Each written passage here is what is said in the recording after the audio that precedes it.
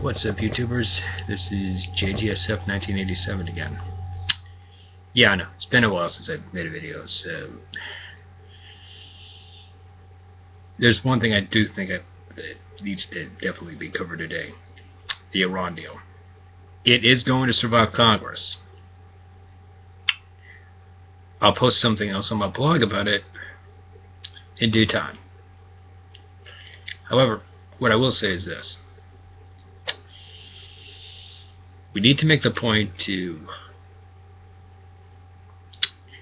the GOP, to AIPAC, to the neocons, that A, they don't speak for us. AIPAC in particular, for the fact that it doesn't speak for, it's not the voice for American Jews. Let me be very clear.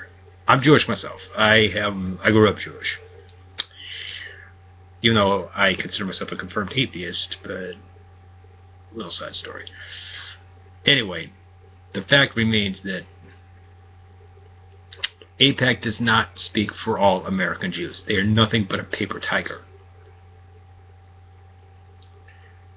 Don't mistake their threats as having any real substance.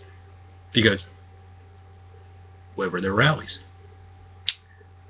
Where were their storming of town halls? Never happened.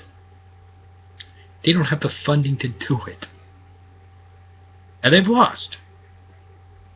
How? Most American Jews are not buying their byline that they are the sole voice for the community at large. They're not. There's a bunch of them. One of them that a couple of them that I tend to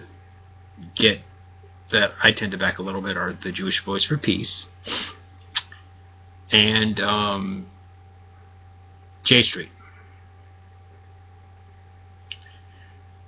They take a slightly more progressive stance towards dealing with Israel's issues and issues also plaguing our community.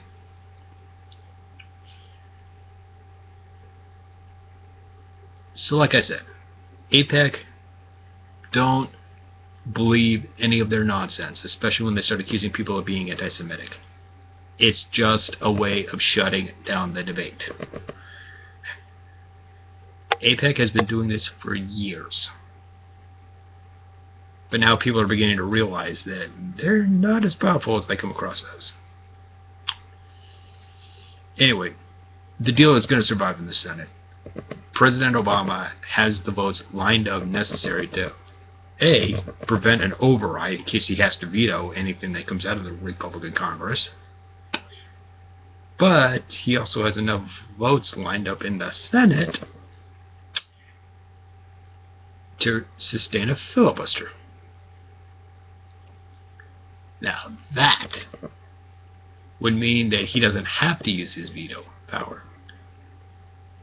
He has enough Democrats in the Senate just to retain a filibuster. That's all he needs to do. If you can get about 41 or 42 Democrats just to filibuster this thing, that's good enough, because then that means that the deal has a chance of getting implemented, and it means we have more extensive we have a much more extensive view as to what the Iranians are planning to, what kind of program the Iranians are trying to put in place. It means that there's a much more significant chance that A, if Iran does cheat, and granted, they are going to cheat, or at least they're going to try to. A, we have the ability to snap the sanctions back into place. That's number one. Number two, if there is any monkey business, we're able to detect it. Now, here's my question to those who are opposing this deal. What's the alternative? Because doing sanctions long term is not going to produce anything. It's counterintuitive. No one else is going to unite behind us, and the sanctions those sanctions are going to fail. So the status quo, it's not sustainable. That's number one. My other thing is, okay, you don't want to resolve this by diplomacy. How else are you going to resolve it? The only other way that you can resolve it is through military force. And that's what and if the Republicans say that we need to go to war over this, or if anybody says, hey, we need to go to war over this, then that's an actual debate. But saying that we can get a better deal, they are lying through their teeth. I can just assure you that right now.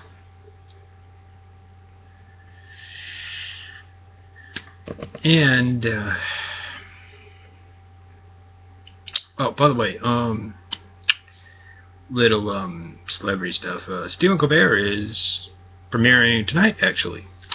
So if you are able to, let's watch CBS tonight.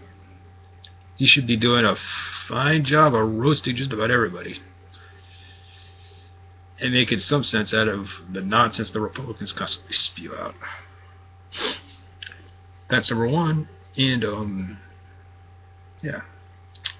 The other thing is that, by the way, if you're living in California or Oregon, Nevada, Washington, Idaho, Arizona, Utah, Montana, Wyoming, New Mexico, and Colorado, if you're living in one of those, if you're in any of those states, here's what I'm going to tell you.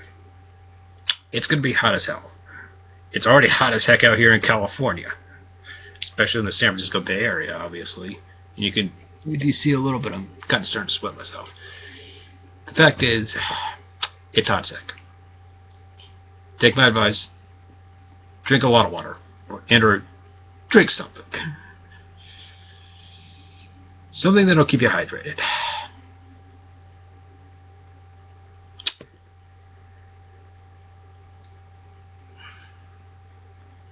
Anyway, I'll leave it at that. And, yeah, so